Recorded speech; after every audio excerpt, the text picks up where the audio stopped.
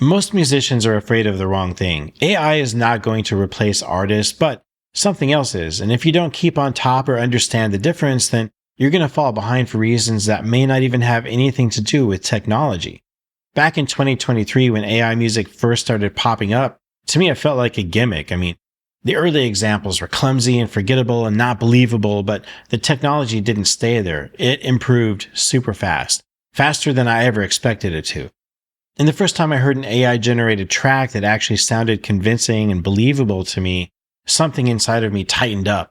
And it wasn't fear, but sort of a quiet recognition that the ground beneath me was kind of shifting. Music has always been the place where I tell the truth and I go to hear the truth, and hearing the machine imitate that space felt totally invasive. And it was like somebody was testing the strength of a door that I always kept closed and locked. And all right, so hold on to that feeling for just a minute, because that feeling isn't really so much about technology. It's really more about identity, my identity, your identity.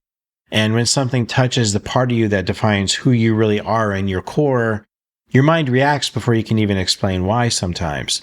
Something important happened to me next in my personal story too that you can probably relate to. So, I was talking to another musician that I respected, and he mentioned this tool called Suno, and I'd never heard of it. I didn't think much of it until he told me that the songs that he had sent me a few months prior to that, and these were songs that I really liked and I was excited to work with him on. He told me that they were all created by AI and they were machine generated. Honestly, I was shocked. I couldn't even believe what he was saying to me. And it mattered to me more than I realized at the time.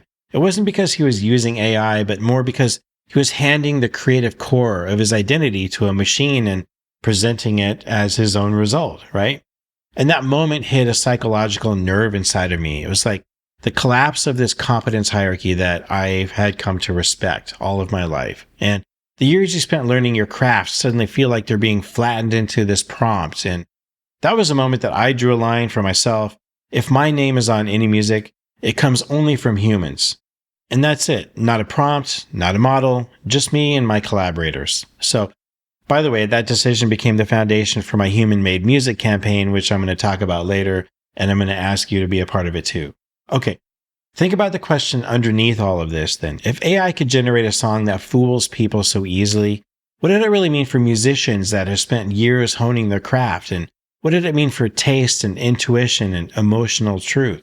This wasn't really my fear of technology. It was actually more loss aversion, like a fear that something meaningful is being taken away from me and from you and from artists all over the world. And my mind instantly raced when I started thinking about AI and music and creativity. And for a moment, I was like, does authenticity even still matter? But that feeling didn't last long. And I soon realized AI is coming fast, and that's whether or not I like it and whether or not you like it. So I started experimenting with AI, but not for music, only for everything around the music, right?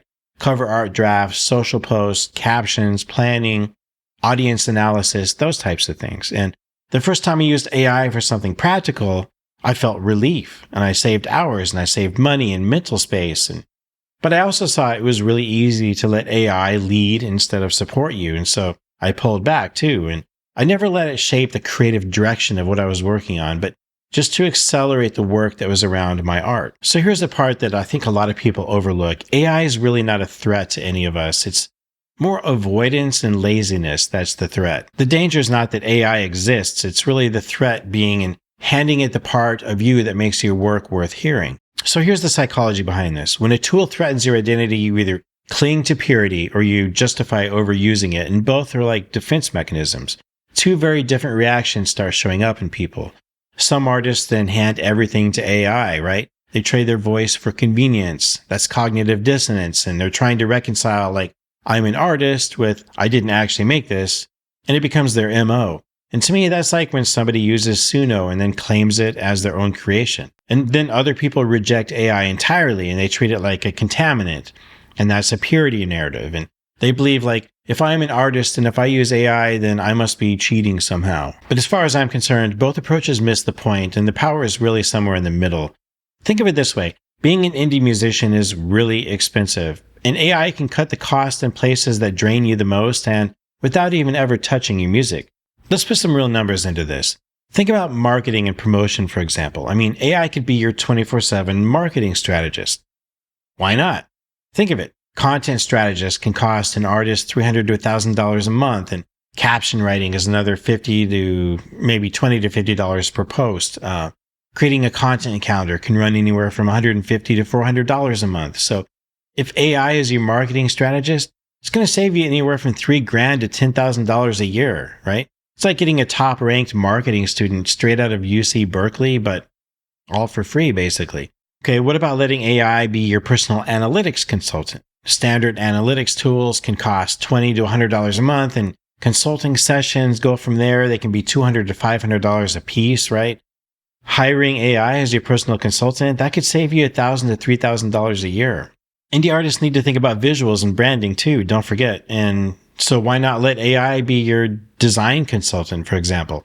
I mean, album covers run anywhere from $150 to $600 a piece, maybe a little bit less for single covers, or maybe $300 to $1,500 for a brand kit, for example. Your annual savings by letting AI be your School of Visual Arts level graphic design assistant, we're talking $1,000 to $3,000 a year, maybe even a little bit more than that. Okay, what about workflow and time management? I mean, those things are never fun to talk about. I hate talking about that stuff, but it's an AI specialty. And honestly, AI loves handling the boring stuff. So let it, right? I mean, welcome to your new AI administrative assistant. A top-notch virtual assistant could cost $300 to $800 a month, easy. And a human version, obviously, much more than that. So, and think about project tools. They can run $10 to $50 a month, easy. So your annual savings for hiring an AI admin, we're talking like $2,000 to $8,000. That's pretty awesome. Okay. AI is also excellent at handling communications and writing. It's actually another AI specialty. So think about hiring AI as your personal copywriter that you can train to speak in your voice and use your rules for writing, right? Bios, though, they can run indie artists $150 to $500 easy. Press releases, they run $200 to $600, and even email copy can cost up to $50 to $150 each. It's pricey stuff. So your AI copywriter could save you anywhere from $1,000 to $4,000 a year easy, and it's for stuff that we're probably missing already. And then musicians, sometimes we need legal support too. Okay, disclaimer here. I'm going to say this once. I'm not telling you to skip human legal counsel when you really need it, okay? Just to be clear on that. But why not use AI as your Harvard grad level first pass legal assistant? I mean, what if you need to create a simple contract or a split sheet? Well, contract reviews can cost $200 to $600 easy, and IP monitoring runs anywhere from $20 to $50 a month. Your first pass legal assistant, they might save you $500 to $2,000 in a year, no problem. Education and skills development, for us, it always gets pushed off to the side because of time and money, right? But it doesn't have to be that way. I mean, AI could be your private tutor, right? And that's going to give you an immediate edge over everybody. Educational courses run $100 to $500, while one-on-one coaching, usually it's $50 to $100 a session. And even workshops can cost $50 to $200. So your private tutor, well, they just saved you $500 to $2,000 in a year and gave you an edge over everybody. And don't forget this, your AI community relations manager is going to help a ton with socials and connections and things like that. CRM tools run anywhere from $20 to $100 a month, and a community manager would easily cost $300 to $1,000 a month. No problem. But AI could save you that, talking $2,000 to $8,000 in a year for community relations. That's huge. So I just gave you 8 different ways that you can use AI to help you in your music career where it never even once touches the creative stuff. I'm talking anywhere from $11,000 to $40,000 a year, and this is honestly stuff that we used to need a record label for. Well, the times are changing, and indie artists can have AI employees that handle different sides of the business. Why not? AI handles the boring stuff and the tedious stuff, but you handle the art, okay? Now, step back with me for just a second. A machine can generate a melody. It can imitate a voice. It can rearrange patterns, but it can't create the moment that led to the creation of a song. And that's the meaning defense, which is like your mind's way of protecting the part of you that can't be automated. It can't feel the weight of a memory, and it can't understand regret and longing and the years that you spent learning how to translate your inner world into sound and music. It can imitate structure, but it can't imitate meaning. And this is really the heart of it, right? Human-made music, for me, is not a protest. It's really like a declaration of origin. It says, This came from a human who lived and earned something worth expressing and worth you listening to. In a world where the line between creation and automation is getting thinner every single month and kind of blurred, I think that transparency matters. So ask yourself something as you're hearing this. What part of your work belongs to you, and what part are you willing to hand off? And what are you protecting, and what are you optimizing? For me, the line is simple. I mean, the music stays human. The support system can evolve all at once too. Let me speak plainly here. You're not competing with AI. I think you're actually competing with your own hesitation. I mean, you're not being replaced. You're really being challenged to evolve. And once you define your boundaries, then the fear totally dissolves.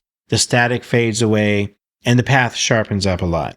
So learn the tools and use them wisely, and protect the part of your craft that only you can make. And just let the rest evolve.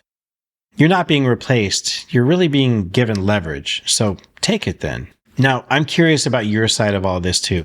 Tell me in the comments, which part of your workflow do you want to strengthen first? Is it marketing, visuals, analytics, community, maybe something else completely? And if you want more guidance on building a sustainable, human-centered music career in a world that's changing rapidly, then subscribe and stay connected. We're going to keep this conversation going. Keep creating with intention. Keep protecting the part of your craft that only you can make. And keep moving forward with purpose. I'm Kevin from Innovaniac Music. We help indie artists produce amazing music and build real audiences. Until the next video, dream big and create boldly. 100 miles per hour on that see-through. All I ever had is to be true. More like Swiss cheese when I approach these words. They got holes in them, so deep you can fill them up and swim in them. Not advisable, I would try it though. Walk with a cane on a rainy day. Big teeth out, that's a smiley face. Lights on, lights off, I'ma make it happen. Wax on, wax off if you keep on acting.